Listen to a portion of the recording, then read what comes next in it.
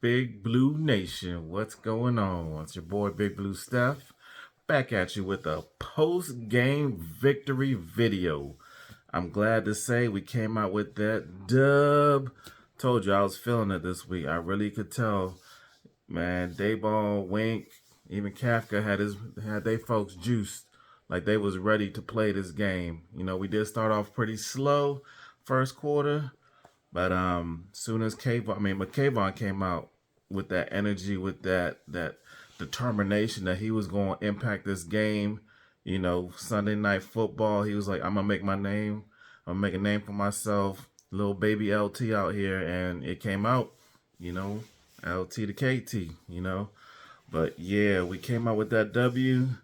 Kayvon came out with that strip, sack, recovery, touchdown, the trifecta, and it was all she wrote from there. That momentum swing or established momentum, it was there as soon as he got that touchdown. Matter of fact, I'm rewatching the game now. Right at that point, that was just, I jumped out my seat. I was going crazy. I was going crazy, screaming like a little girl throughout this house. Ran upstairs, ran back downstairs. I was just hype. KT came to play. And I think I said it in one of my previous videos, we were going to win. We was going to need a defense to step up and score a couple touchdowns or at least one for us.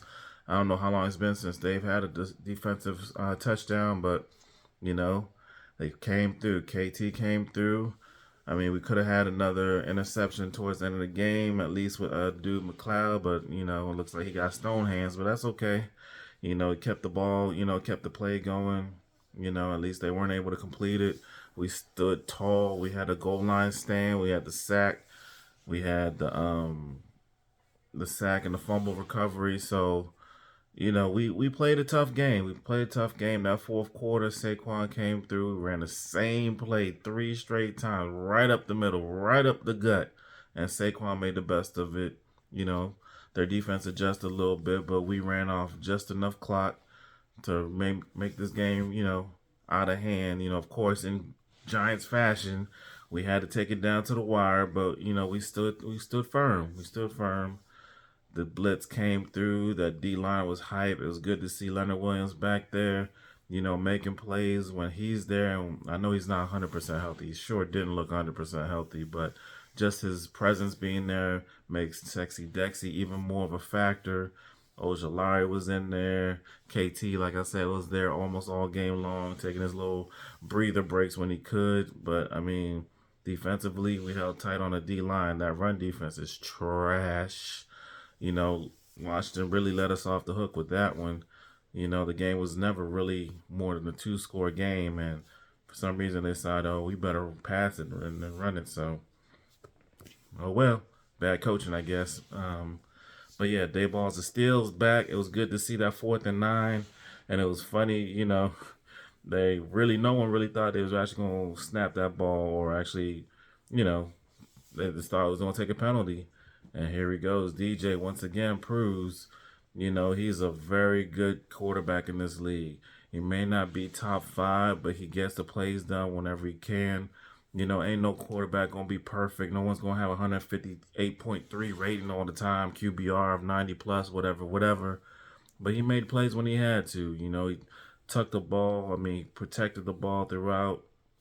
We had a little scare there, but, thanks for some penalties. But he kept us in the game, with his legs, with his arms. A couple passes were behind receivers. Some of them could have been caught, but hey, that's football. Ain't nobody perfect. You just live to die another day. You just try to limit your mistakes and keep it moving. Go on to the next play. So I'm juiced. I'm really juiced. 8-5-1. We have a strong firm on that 6th seed right now. 5th seed right now. Yeah, 5th seed right now. Detroit keeps winning. That's just coming out of nowhere. I never thought they would be a factor at this point in the season. And looks like we got Minnesota next, but it was just really good to see us go down to D.C., Maryland, really. It's funny, they always say, playing in D.C., they play in Landover, Maryland, which is in like 20 minutes outside of D.C., whatever. But anyway, it's just good to get this dub. we can kind of take a little pressure off the team. We know this is a playoff atmosphere, and it sure played out like that. And, you know, just on to the next one. We really just have to keep this momentum going. You know, we've seen the explosiveness of pretty much the next two, actually the next three teams that we play: Minnesota, Indianapolis, and Philly again. Hopefully Philly may rest their starters, but depending how the rest of the season goes, they may have to play at least a half. But you see what Minnesota did. The Colts was it Saturday, yesterday. You see what the Colts can do. Actually, I mean, the defense did help them out, but I mean, putting up 30. If our defense don't come to play, if these corners don't hold up, Justin Jefferson's gonna get crazy. But hey, that's for later this week. We'll talk about Minnesota later. I'm just happy. I'm elated. Giants, we got that dub. 8-5-1. Playoffs are right there. We just need one more win to grasp it. And like I said, we way ahead of schedule. Giants Nation, I love it. Let's keep that energy going. Let's unify this week. I'll see y'all on Giants Twitter, a little bit on Instagram. Probably send out a couple videos maybe this week, breaking something down. But yeah, let's go Big Blue. Signing off.